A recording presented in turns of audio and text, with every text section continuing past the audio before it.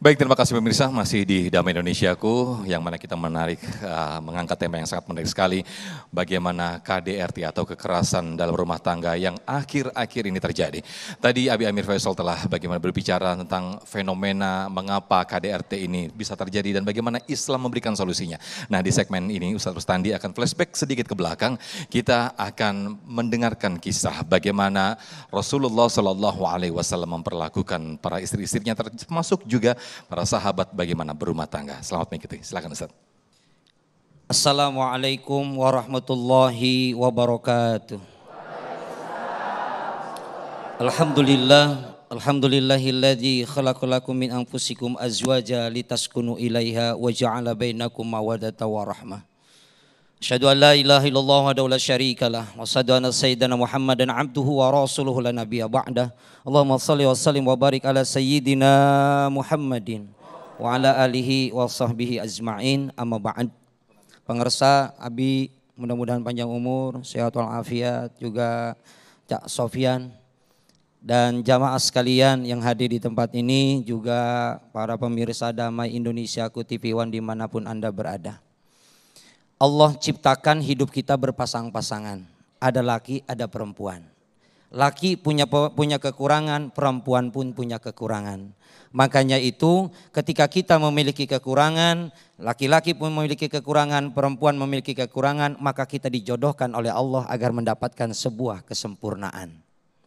Makanya di dalam rumah tangga jangan kita mencari kekurangan dari pasangan hidup kita, sebab tidak akan pernah menemukan kesempurnaan. Sebab dia kurang, kita kurang, dijodohkan oleh Allah menjadi sebuah kesempurnaan, menjadi rumah tangga akhirnya sakinah, mawadah, warahmah. Jangan berharap punya rumah tangga yang sakinah, mawadah, warahmah kalau tujuan awalnya saja dalam rumah tangga itu salah. Tujuan rumah tangga, dalam rumah tangga ini mohon maaf bapak-bapak, ibu-ibu, tentang rumah tangga saya walaupun usia mungkin masih muda, pernikahan juga belum begitu lama, sebab dalam rumah tangga mah nggak ada pakarnya, nggak ada ahlinya, nggak ada pakar rumah tangga, nggak ada ahli rumah tangga. Biar kata pakar rumah tangga nih, mohon maaf, ada pakar ahli rumah tangga, ada Pak di kita, cerainya udah 3 kali, segitu pakarnya, segitu ahlinya, apalagi yang bukan ahli. Makanya menyampaikan tentang tausiah rumah tangga bukan berarti penceramah, mubalik, kiai, ahli rumah tangga. Enggak begitu. Sebab prinsip dalam rumah tangga kita, pertama, dalam rumah tangga prinsip kita adalah belajar seumur-umur, bener enggak? Bapak mungkin ada yang nikah udah 40 tahun tetap aja benci, pernah marah sama istrinya. Padahal nikahnya udah 40 tahun loh. Ada enggak? Padahal dari dulu itu kenal sama dia emang cerewet dari dulu, tetap aja kita gedeg sama yang cerewet. Iya begitu.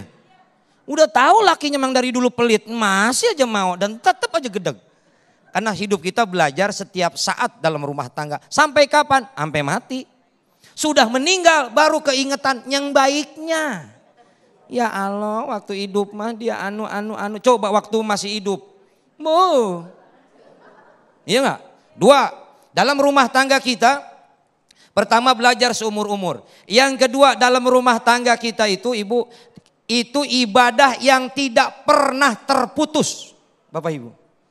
Sholat ada waktunya, zakat ada waktunya, kemudian puasa pun ada bukanya. Tapi rumah tangga ibadah seumur-umur. Dari mulai akad nikah kita, saya terima nikahnya Anu binti Anu dengan mas kawin seperangkat alat sholat ditambah bedug dibayar tunai. Itu sudah mulai saat itu ibadah. Ya, apapun yang dilakukan oleh suami istri ibadah. Makanya kalau rumah tangga niatannya ibadah demi Allah, nggak bakalan ada yang terjadinya KDRT. Sebab niatannya ibadah. Kalau mencari kekurangan istri, laki lebih banyak Pak. Mencari kekurangan suami, bini seabrek-abrek. Betul nggak? Yang lebih bawel kan istri. Kekerasan dalam rumah tangga bukan hanya berbentuk fisik, verbal pun bisa terjadi. Fenomena yang terjadi saat ini, kekerasan dalam rumah tangga, fisik, disakiti, dipukul, bahkan dibunuh sampai dimutilasi. Naudzubillahimin. Itu terjadi suami sama istri. Dikata istri nggak pernah terjadi KDRT terhadap suami. Sering. Kurang dikit, wek. Sampai tersakiti. Dan mohon maaf Pak, kalau istri marah wajar, bawel wajar, sebab turunan Hawa. Wah. Kalau kita Adam, dam. Coba istri marah, bapak diam, ntar juga kecapean mah berhenti. 2, dalam rumah tangga kita adalah kebersamaan yang paling lama. Ibu bapak hidup kita sama orang tua paling banter sampai usia 20 tahun. Ketika kita kuliah pergi ke Bandung misalnya, dari Jakarta pergi ke Bandung, selama itu kita tinggal di Bandung 5 tahun, pulang nikah dibawa sama suaminya. Kebersamaan yang paling lama dengan pasangan hidup, tapi dengan orang tua hanya sementara. Disinilah pentingnya kita niatan ibadah dalam rumah tangga dan memiliki ilmu tentang rumah tangga. Kenapa bisa terjadi KDRT? Sebab yang ada patokannya tadi Abi bilang, targetnya cuman cinta doang. Cinta karena apa? Cinta karena fisik hilang. Ih, dulu cantik, sekarang jelek. Enggak pasti, Pak. Dulu cantik, bapak dulu ganteng, sekarang tua. Ibu dulu cantik, sekarang peot. Mendingan yang jelek, Bu, istiqomah. Dulu ganteng, sekarang jelek. Dulu jelek, sekarang ya emang itu istiqomah. Makanya kalau cinta karena fisik hilang. Yang kedua kata Abi tadi, kalau cintanya cuma karena harta, ya kalau jaya terus-terusan. Tapi kalau hartanya habis, hilang rasa cintanya. Betul begitu? Betul begitu. Makanya cinta yang abadi, catat buat status, catat buat status. Catat buat status. Cinta yang abadi bukan ketika pasangan di puncak kejayaan, tapi cinta yang abadi mendampingi ketika mendaki puncak kejayaan. Status. Kenapa bisa terjadi hal seperti itu? Kita lepas dari akhlaknya Rasulullah dalam rumah tangga. Enggak ada yang benar sebenar-benar Rasulullah dalam rumah tangga. Walaupun Rasulullah pernah salah melakukan dalam memberikan kebijakan dalam rumah tangga, tapi bukan sebuah kesalahan, tapi sebuah pembelajaran buat kita. Rasulullah, Pak, ini mohon maaf saya juga belajar benar. Sebab kita belum jadi orang benar, Bu. Yang benar cuma 2, satu Rasulullah dan yang kedua yang meninggal husnul khotimah, itu baru orang benar. Kita yang hadir di sini kayak orang benar. Belum jadi orang benar, yang benar mah husnul khotimah. Kita duduk di tempat ini kayak orang benar. Pengen jadi orang benar, makanya tempatnya di tempat yang benar. Ngedengerin ceramah dari ustadz yang kayak orang benar. Padahal mah lagi belajar benar. Dalam rumah tangga saya belajar benar. Rasulullah, nih ini akhlak Rasul. Subtema kita tentang akhlak Rasul dalam rumah tangga. Rasulullah kalau malam ngobrol suami istri.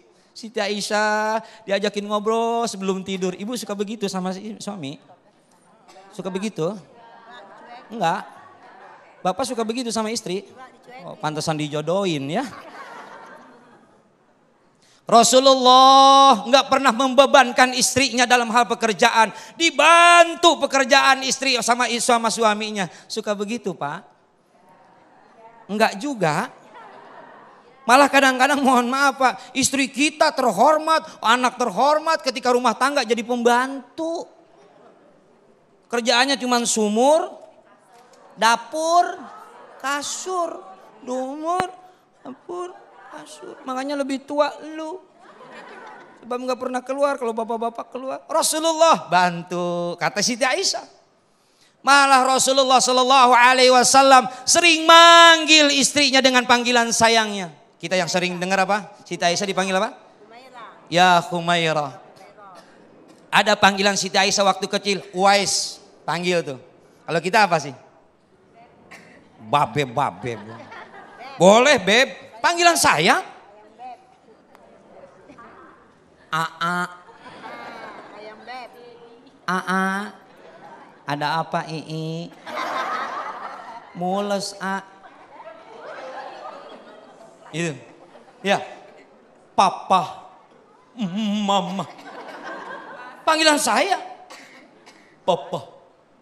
Suaminya dari kecil sampai tua nggak bisa jalan papa. Nggak apa-apa panggilan sayang kita. Ada orang Betawi itu. Apa tuh Bi kalau orang Betawi? Babalu. Mak lu. Nggak apa-apa orang romantisnya begitu. Kalau orang Sunda, emak sia. Bapak sih nggak apa-apa. Ya, daripada makan sama genjer sama kangkung tiap hari manggil papi kan jelek. Tapi romantis. Mending romantisnya begitu, ya sudah begitu. Yang penting ada romantis. Dengerin Bu, dengerin. Haram seorang istri manggil nama suami, nggak boleh. Udin, nggak boleh. Panggil panggilan sayang suami kita apa? Bentuk supaya ada keharmonisan di antara kita. Rasulullah tuh kayak begitu manggil istrinya, manggil suaminya. Rasulullah nggak pernah dipanggil nama sama istrinya Muhammad, nggak pernah. Ya Rasulullah, ya Nabi Allah, jabatannya saking harus takzim sama seorang suami. Ibu suaminya RT, ya RT. Nggak boleh manggil nama. Ini ketawa-ketawa tapi mikir nih ya. Kenapa? Biar ada keromantisan, biar ada kerukunan dalam rumah tangga, terhindar dari KDRT. Coba. Makanya dalam rumah tangga ikuti Rasulullah Sallallahu Alaihi Wasallam. Rasulullah, Pak nih, Pak. Itu kalau nggak bapak-bapak kurang tapi fokus, Pak. Rasulullah sering banget ngajak istri-istri beliau makan di luar. Ibu suka? Kalau nggak punya duit cukup bawa tikar di luar.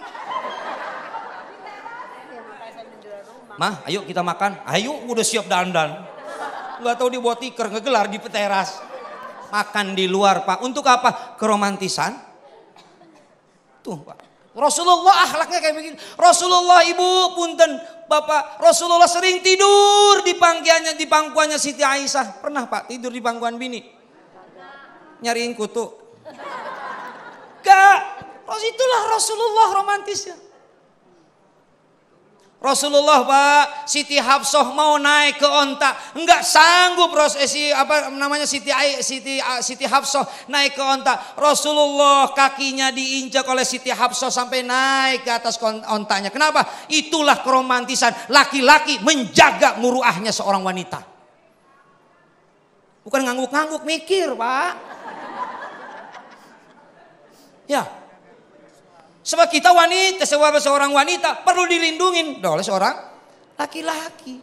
Makanya itu penting buat kita akhlak dalam rumah tangga. Ikuti Rasulullah Sallallahu Alaihi Wasallam. Rasulullah nggak pernah mukul.